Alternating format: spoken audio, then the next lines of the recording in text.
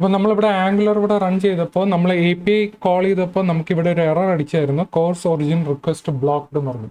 Okay, ഇപ്പോൾ നെറ്റ്വർക്കിൽ നോക്കിക്കഴിഞ്ഞാലും ഇവിടുത്തെ API സൈഡിൽ നോക്കിക്കഴിഞ്ഞാലും ഇവിടെ നമുക്ക് കാണാം കോഴ്സ് മിസ്സിംഗ് എലോ ഒറിജിൻ എന്ന് പറഞ്ഞ എറർ. ആക്ച്വലി ഈ കോഴ്സ് ഒറിജിൻ എപ്പോഴാണ് വരുന്നതെന്ന് പറഞ്ഞാൽ നമ്മുടെ ഡൊമെയിൻ ഡിഫറെൻ്റ് ആണെങ്കിൽ, അതായത് API സൈഡിലെ, അതായത് നമ്മുടെ ഫ്രണ്ട് എൻഡിലെ ഡൊമെയിനും നമ്മൾ API കോൾ ചെയ്യുന്ന ഡൊമെയിനും തമ്മിൽ ഡിഫറെൻ്റ് ആണെങ്കിൽ മാത്രമേ നമുക്ക് ഇങ്ങനെ കോഴ്സ് എറർ കാണിക്കും. ഓക്കെ, അതാണ് നമ്മളുടെ ഇവിടെ ഇങ്ങനെ കാണിക്കുന്നത്. ഇവിടെ ലോക്കൽ ഹോസ്റ്റ് 5214 എന്ന് പറയുന്നത് ആക്ച്വലി നമ്മുടെ API സൈഡിലുള്ള ഡൊമെയിനാണ്. ആ ഡൊമെയിനും നമ്മുടെ ഇവിടുത്തെ ക്ലയൻറ്റ് സൈഡിലെ ഡൊമെയിനും വ്യത്യാസമാണ്. ഇവിടെ ലോക്കൽ ഹോസ്റ്റ് 4200 ആണ് കാണിക്കുന്നെങ്കിൽ നമ്മുടെ API സൈഡിൽ വിളിക്കുന്നത് 5214. സോ ഡൊമെയിൻ ഡിഫറെൻ്റ് ആണ്. അപ്പം അങ്ങനെ നമുക്ക് കോഴ്സ് ഒറിജിൻ അടിക്കും. കോഴ്സ് ഒറിജിൻ എറർ വരാൻ കാര്യം എന്ന് പറഞ്ഞാൽ ആക്ച്വലി ഒരു സെക്യൂരിറ്റി റീസൺസ് ആയതുകൊണ്ടാണ്. അതായത് നമ്മൾ എന്തെങ്കിലും ഡേറ്റ മാനിപ്പുലേറ്റ് ചെയ്യുന്നതോ അല്ലെങ്കിൽ എന്തെങ്കിലും കാരണത്തിൽ സെക്യൂരിറ്റി ഇംപ്രോപ്പർ ആണെങ്കിൽ മാത്രമാണ് നമുക്കിങ്ങനെ കോഴ്സ് ഒറിജിൻ വരുന്നത്. അപ്പോൾ ഇതെങ്ങനെ ഹാൻഡിൽ ചെയ്യാന്ന് പറഞ്ഞാൽ നമുക്ക് ഇവിടെ ബാക്ക് എൻഡിൽ മാത്രമേ നമുക്ക് ചെയ്യാൻ പറ്റൂ, അതായത് സെർവർ സൈഡിൽ. അപ്പോൾ നമുക്ക് സെർവർ സൈഡിൽ എങ്ങനെയാണ് നമുക്ക് നോക്കാം. .NET Core ആണ് നമ്മുടെ ഇവിടെ ഇരിക്കുന്നത്. അപ്പോൾ .NET Coreൽ അവിടെ നമ്മൾ ചേഞ്ച് ചെയ്യണം. ഇവിടെ നമ്മൾ നോക്കിക്കഴിഞ്ഞാൽ ഇവിടെ നമ്മൾ പ്രോഗ്രാം CS എന്ന് പറഞ്ഞ ഫയൽ എടുക്കാം. ഓക്കെ, പ്രോഗ്രാം CSS ഫയലിനകത്ത് നമുക്ക് ഇങ്ങനെ ഒരു കോഡ് കുറേ കാണാൻ പറ്റും. ഓക്കെ, ഇപ്പോൾ നമ്മളിവിടെ ആപ്പ് ഡിക്ലെയർ ചെയ്യുന്നതിന് മുന്നേ തന്നെ നമ്മളിവിടെ ബിൽഡർ സർവീസസിൽ നമ്മൾ കോഴ്സ് എന്ന് പറയുന്ന ഒരു സാധനം നമ്മൾ ആഡ് ചെയ്യാനുണ്ട്. Builder dot services dot add course. Okay, ഈ സാധനം നമുക്ക് ആഡ് ചെയ്യണം. ഓക്കെ, അപ്പോൾ കോഴ്സ് ആഡ് ചെയ്താൽ മാത്രമേ നമുക്ക് നമ്മുടെ ഡൊമെയിൻ നമുക്കിവിടെ സ്പെസിഫൈ ചെയ്യാൻ പറ്റൂ. അതായത് നമ്മളുടെ ക്ലയൻറ്റ് സൈഡിലെ ഡൊമെയിൻ എന്താണോ അത് നമ്മളിവിടെ സ്പെസിഫൈ ചെയ്ത് കൊടുക്കണം. അപ്പോൾ അതിന് നമ്മളിവിടെ എന്ത് ചെയ്യുന്ന നമ്മൾ വേരിയബിൾ ആപ്പ് ഡിക്ലെയർ ചെയ്യുന്നതിൻ്റെ തൊട്ട് താഴെ തന്നെ നമ്മളിവിടെ ആപ്പ് ഡോട്ട് യൂസ് കോഴ്സ് എന്ന് പറയുന്ന ഒരു ഫംഗ്ഷൻ ഉണ്ട്. ഓക്കെ, ഇതൊരു ഇൻബിൽഡ് ഫംഗ്ഷനാണ്. യൂസ് കോഴ്സിനകത്ത് നമുക്ക് ഇതിനകത്ത് കാണാൻ പറ്റും adds a CORS middleware to your web application pipeline to allow cross domain request. Okay, so cross domain വരികയാണെങ്കിൽ നമുക്ക് ഇങ്ങനെ ഒരു റിക്വസ്റ്റ് ആഡ് ചെയ്യാൻ വേണ്ടിയാണ് നമ്മൾ ഇങ്ങനെ ഒരു സാധനം കൊടുക്കുന്നത്. ഇവിടെ ഞാനിവിടെ ആരോ ഫംഗ്ഷൻ കൊടുക്കണം. എക്സ് എന്ന് പറയുന്നത് X dot allow any header. Okay, ഏതെങ്കിലും ഒരു ഹെഡർ എലോ ചെയ്യുക. പിന്നെ എലോ എനി മെത്തേഡ് അതും കൊടുക്കുക. പിന്നെ നമുക്ക് ഒറിജിൻസ് ഏതാണ് നോക്കാം.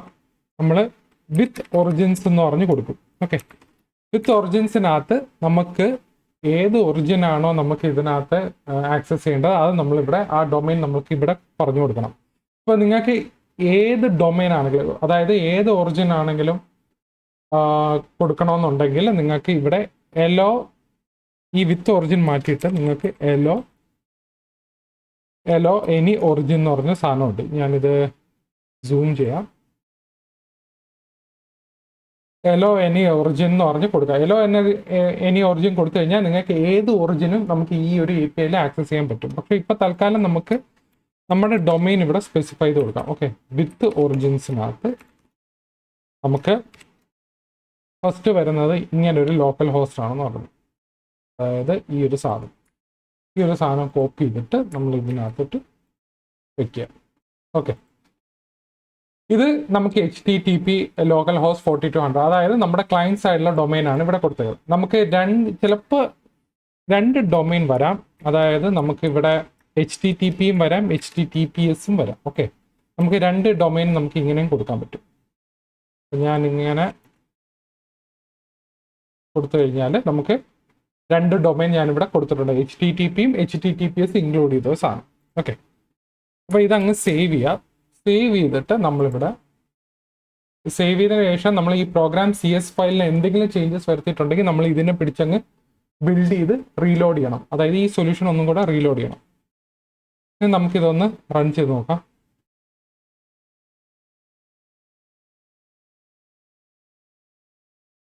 ഓക്കെ, പിന്നെ കോഴ്സ് ഒറിജിൻ എന്ന് പറഞ്ഞ് ഇവിടെ വന്നിട്ടുണ്ട്.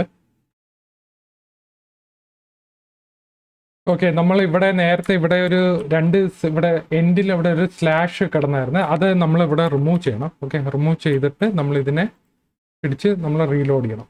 ഓക്കെ, റീലോഡ് ചെയ്യുമ്പോൾ നമുക്ക്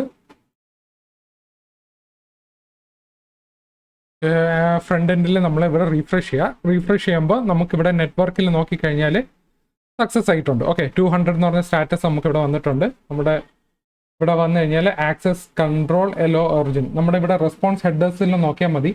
ഇവിടെ കണ്ടോ, allow control access control allow origin. Okay, നമ്മൾ കൊടുത്ത ഒറിജിനാണ് നമുക്കിവിടെ നമ്മൾ എന്താണോ ഒറിജിൻ കൊടുത്തിട്ടുള്ളത് ആ ഒറിജിൻ മാത്രമേ നമുക്കിത് ഈ APIയിൽ ആക്സസ് ചെയ്യാൻ പറ്റൂ. അതൊന്നും നമുക്ക് റിക്വസ്റ്റ് ഹെഡേഴ്സിലും റെസ്പോൺസ് ഹെഡേഴ്സിനകത്ത് വന്നിട്ടുണ്ട്.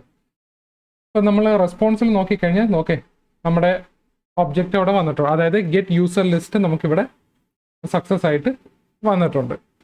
അപ്പോൾ ഇങ്ങനെയാണ് നമ്മൾ കോഴ്സ് ഒറിജിൻ ഹാൻഡിൽ ചെയ്യുന്നത്. സോ കോഴ്സ് ഒറിജിൻ നമുക്ക് ഇങ്ങനെ ഒരു കൺസോളിൽ ഇങ്ങനെ ഒരു എറർ കാണിക്കുകയാണെങ്കിൽ അത് ഫ്രണ്ട് എൻഡിലല്ല നമുക്ക് മാറ്റേണ്ടത്, സെർവർ സൈഡിലാണ് മാറ്റേണ്ടത്. ഇപ്പോൾ .NET Core ആയാലും ശരി, ജാങ്കോയിലായാലും ശരി, ഫ്ലാസ്ക് ആയാലും ഏതാണെങ്കിലും സെർവർ സൈഡിലാണ് അവിടെ നമ്മുടെ ഒറിജിൻസ് എല്ലാം ഹാൻഡിൽ ചെയ്യുന്നത്. ഓക്കെ, സോ ഇങ്ങനെ നമുക്ക് കൊടുത്തു കഴിഞ്ഞാൽ നമുക്കിത് കറക്റ്റായിട്ട് വർക്കാവും. സോ ഇതാണ് കോഴ്സ് ഹാൻഡ്ലിംഗ് മെത്തേഡിൻ്റെ ഒരു സെക്ഷൻ എന്ന് പറയുന്നത്.